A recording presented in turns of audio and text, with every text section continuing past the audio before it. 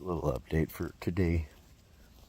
So I'll probably pop up in a couple hours or in the morning or some shit by that point. After my earlier vid, got me pretty emotional. I ended up, like, right after that, I ended up going in and just basically passing out for a while. Because, yeah, it was just too much. Like I said earlier, too, I did get some photos of the new home. The realtor has a bunch of video that she's got to try and upload, so she's probably got to cut some of it down or something and upload it in increments, is my guess, because she went through and basically did a straight walkthrough doing video, and it's not going to kind of chunk it in pieces to upload it so I can see it. But so far it's so good, so far so good type thing. And that I'm as long as things keep rolling like they are, there's a good chance that I'm gonna go for this place. The neighborhood's a nice neighborhood, a lot of nice homes around there, old homes and new homes. It's a corner lot, and it's a good size one for what it is. It does have attic storage with like a drop down like stair thing.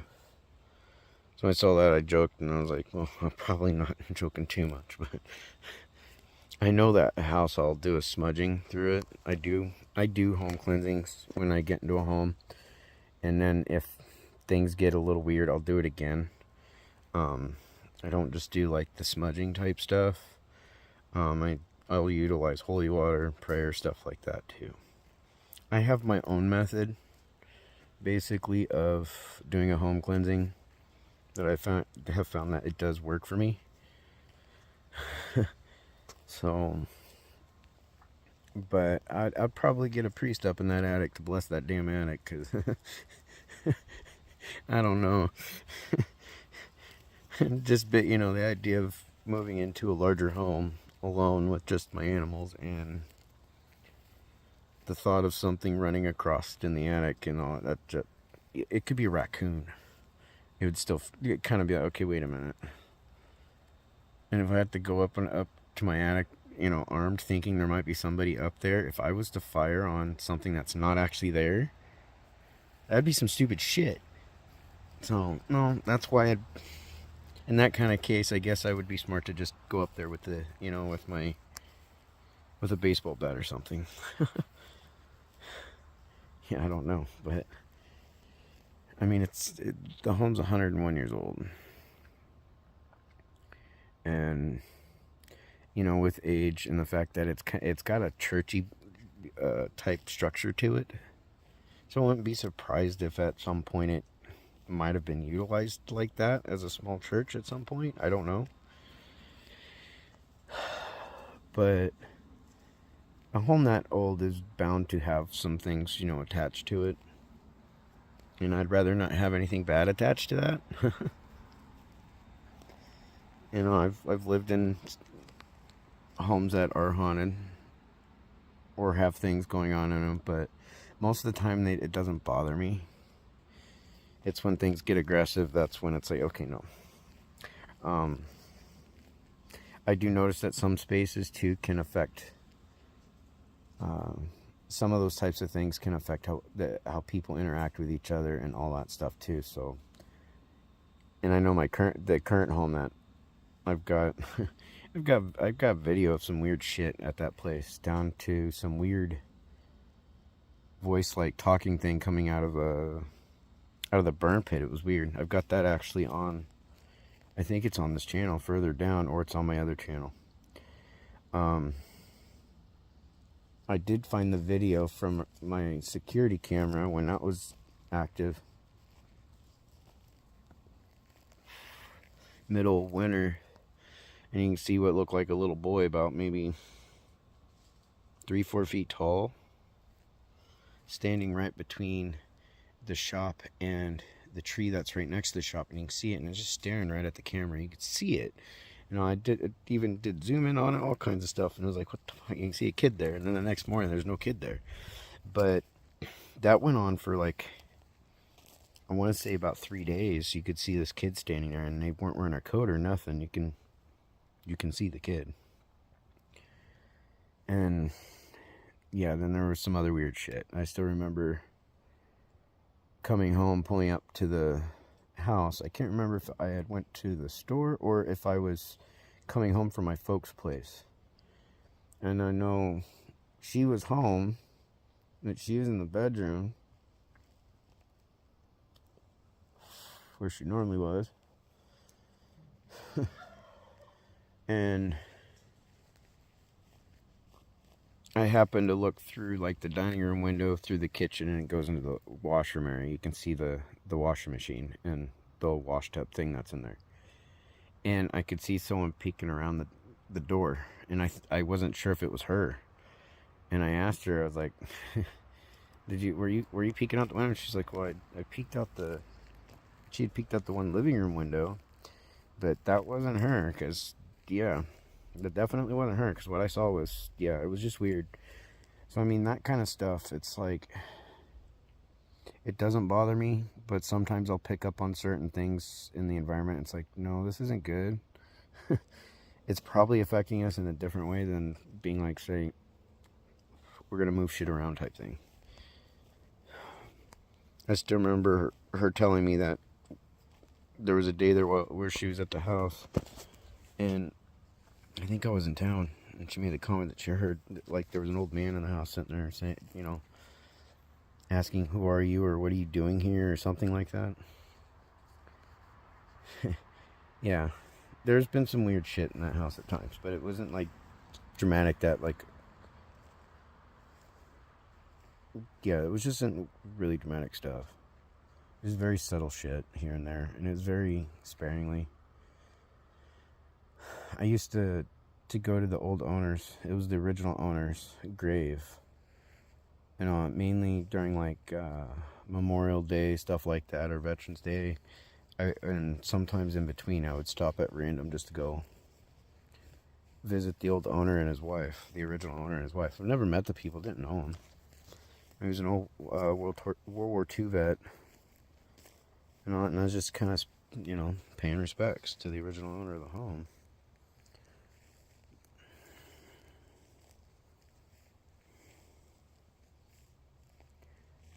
No, this new place, definitely hoping things work out. The new offer, we'll see what happens tomorrow. Because a lot of things today just, you know, weren't lining up, and I could already tell it was gonna be a fucking Monday. But tomorrow I should know more between that house and whether or not I'm gonna end up with a larger offer. I know what the offer is, but not sure if they would end up offering more or not. So I don't know if they're gonna go above that. They, you know, they said at least, they gave me a minimum of what they would offer at least. So that's at least something, and that minimum's still about $13,000 higher than the previous offer I got.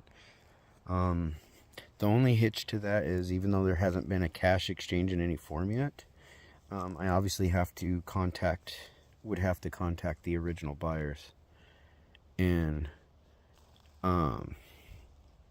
make sure that they know that, you know, we're canceling out on this, on that sale. That, you know, like to cancel out on that sale type thing, and then would have to get it in writing from them that things have been basically canceled out. So it's a maybe to a degree, even with the better offer. We'll see what happens on that. So either way, whether I stick with the original offer or get the new one, I'm still gonna be able to do what I need to do. I can still stick to my plans.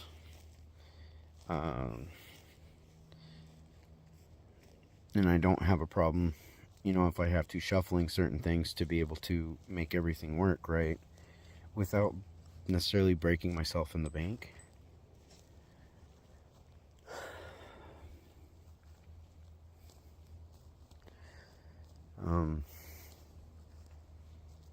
No, I'm gonna probably, well, not probably, I gotta set up another appointment with my doctor here soon, so that way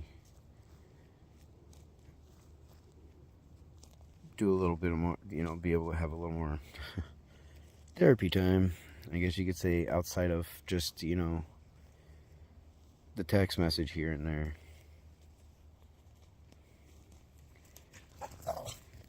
Misha being a butthead. She's got the zoomies now. Let's see if we can see her. There she is. She's chasing after Coda. And now she's getting... Now Andy and Chunk are getting worked up on the zoomies. It's like 9:30 at night. I'm trying to be quiet too.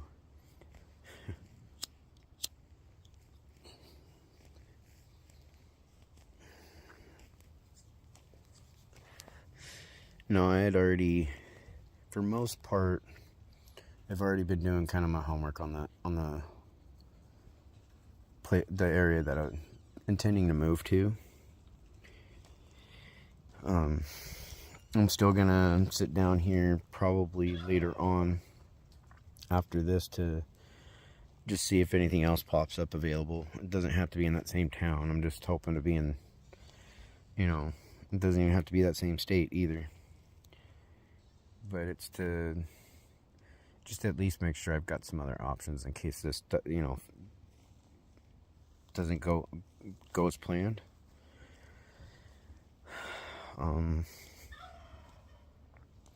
So I mean, yeah, and I'm just obviously not showing a ton of enthusiasm and excitement right now because, yeah, I'm still on a roller coaster. I mean, it's slowing down and slowly starting to be able to focus on other things. It's just...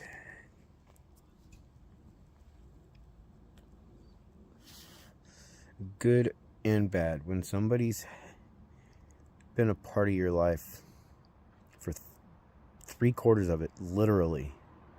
I mean, in 2 years, it would be yeah, literally 3/4 of your life.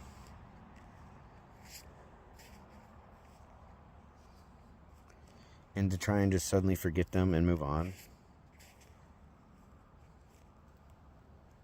that's not going to happen, you know, right away. I mean, moving on, yeah, but the forgetting, that's not going to happen.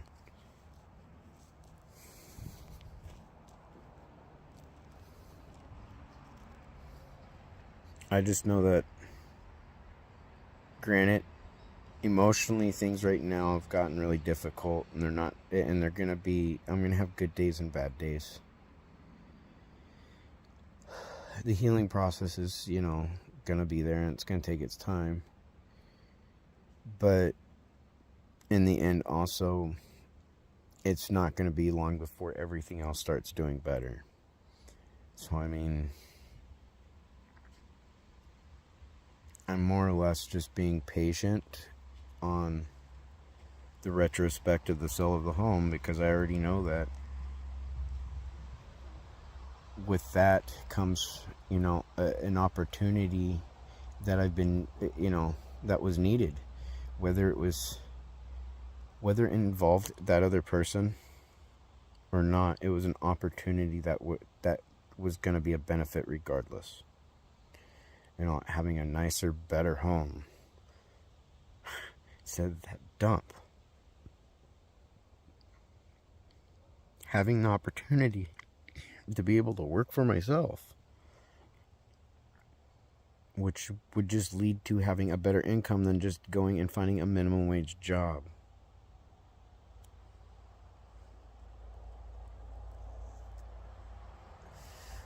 Or finding something that I'm not necessarily comfortable with at all myself doing,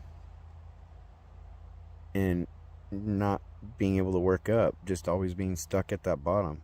It's like everywhere I've worked, Yeah, I might get pay raises and stuff, but I've never had the opportunity to be above just like a, whether it be like a crew member type thing or just being the lowest level employee you can have.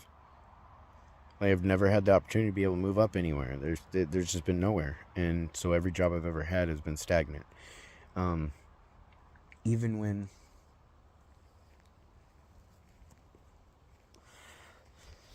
I would end up having more responsibilities placed on me, like some of the places I worked for, I was a key holder. I dealt with the books, I dealt with the closing methods, I did the drops, I did the deposit, the deposits and the withdrawals, and we'd have to do money runs and all that kind of stuff. I was doing the job of managers and all that stuff, but I was not a manager. I was just a bottom level employee, at times running a dispensary by himself. And so I was just never able to get up, work up anywhere. So this just is an opportunity for that. I'm not gonna waste or ruin. It's something that I've been planning for a while, and quite a while. I mean, I can go back 3 years at minimum of constantly basically saying the same thing, sell the home. That home was too much for me, and even though it was too much and and the things were happening like they were, I didn't stop, I didn't quit, I did my best. Yeah, I slowed down a lot. And it's kind of strange looking at some of those pictures of me with them when I was doing the little kind of proving a point type vid. I was taller than them in a bunch of those pictures, but now I'm shorter than them. That should tell you something. What I was doing to my body to try and do something. The plans I had on selling the home, getting a better home in a better area, more affordable, starting a business, those had never changed. And it was always done in a way that if they were still going to be a part of my life, they would have been just as involved in all of it. And at the same time, I didn't want to interfere with their career choice and career path either. That's why, like, when I originally was looking at homes in different areas, I was looking in the areas that had job openings, stuff like that, that was doing what she does now. I didn't want to interfere with that. It's just I knew that where we were, I didn't have the opportunity needed to do my part. And so it just got harder. It just got a lot harder. And now that I'm doing it on my own, I don't know how many times I lived on my own. I mean, before I got married, I was living on my own for a few years there. And like I said, I've never had a problem with evictions. I've never had a problem with paying my bills. Hell, I actually didn't even have a problem keeping my home clean. I mean, you would look at things now and be like, "Oh, that's some bullshit." I gotta call bullshit on. That's what you see. That's what you see when somebody's under severe depression going on. That's it. When you walk into a home, whether you're in a hoarder's home or even somebody's home that's just, it's dirty, because there's a healthy clutter. But if it's just it's dirty, you can tell the mental. You can see what the mental status or whatever you want to call it of the people that are living there. And it's not just one person. It's all those people that are in that home living there.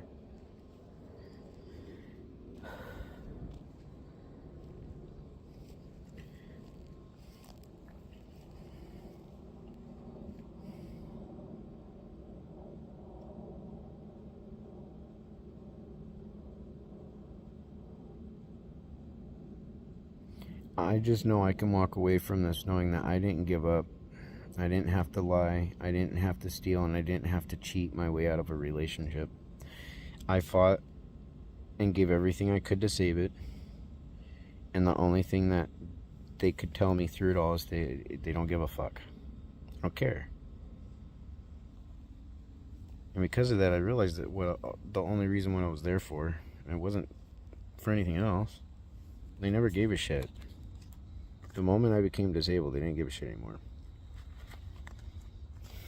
I was useless to them. Even though, given the proper opportunity, I won't be as useless as people think. I just have to do things a little differently. By working around my limitations. By being able to run my own business, I can run it around my limitations. And then where I need help at, I can get help.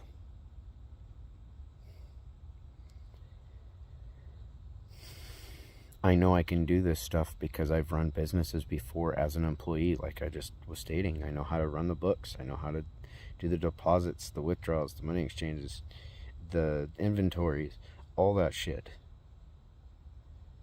I know how to run a kitchen.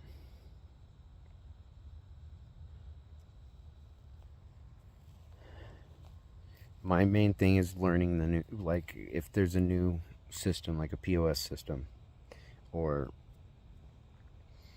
the updated version of like saying, you know, QuickBooks, that type of stuff, I would have to go through a quick refresher, but I know how to do that stuff. My goal is never to, I don't care if I became rich or not. I just want to make sure that everything's taken care of and that the people are okay, and anything beyond that is a benefit and a positive to that. And I mean, like most people, I want to be able to live comfortable. I want to be able to afford to go on vacation every now and then. You know, everybody wants to be able to do that. There. Ugh. But I don't. I know some people sit back and go, if you're going to dream, dream big. But if you're going to dream big, it's still better to dream within reason. You know, dream big within reason, because if you don't reach those goals, or what have you, in the time basis that you want, or even towards the end of your life, you don't want to feel like a failure in any form, or feel like you have to blame somebody else for why you didn't get there. And you sure as fuck shouldn't have to use people to get where you are.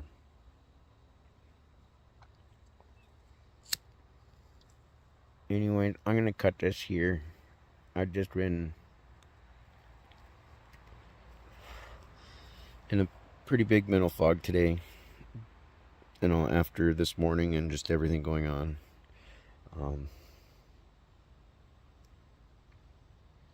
I'm still trying to process and just kind of get myself collected and all that. And try to focus more on what I need to do for myself, instead of trying to focus more on what I need to do for us, because there is no more us. They made sure of that a long time ago. The rest of this time just feels like it's just been a fucking show. I don't know what to think, and I'm still pretty angry, but it's turning more and more to hurt and a lot of pain. And then seeing other people going through things that this other person wants to keep making me out to be. That is extremely hurtful. And to see someone who's really going through that, it's like I tried to explain earlier, somebody who's not going through something and just making a bunch of false accusations to demonize somebody, they're minimalizing an actual victim's experience. And to see what my friend went through, like the outcome of what my friend went through, I'm praying for her right now. I'm really hoping she heals fast. Nobody deserves that. Nobody does. My ex doesn't, or anybody's ex doesn't. No man or woman deserves to be abused in any form. And I'm sorry, but when it comes to narcissists, if you're with one, you need to get away from them. Otherwise, if you're gonna stay, you really only have two options, really. You're going to get stuck in that same shit, or you've got to find a way to get help for the both of you. Because otherwise, it's just not going to get better. It's not going to get better. And no matter what you do, it's always going to be your fault. No matter what you say or do, and even when you try to fight to save things, you're just going to get made out to look crazy, a piece of shit. You're going to look like they're just going to use it against you. They don't give a shit. I don't know how many times I've basically have heard that line in various formats over the last few years since I ended up disabled. So I'm just going to do what needs to be done. And I'm just going to show them that I'm not the loser that they made me out to so many people to be. I just needed that opportunity to do it. Thanks for watching, guys.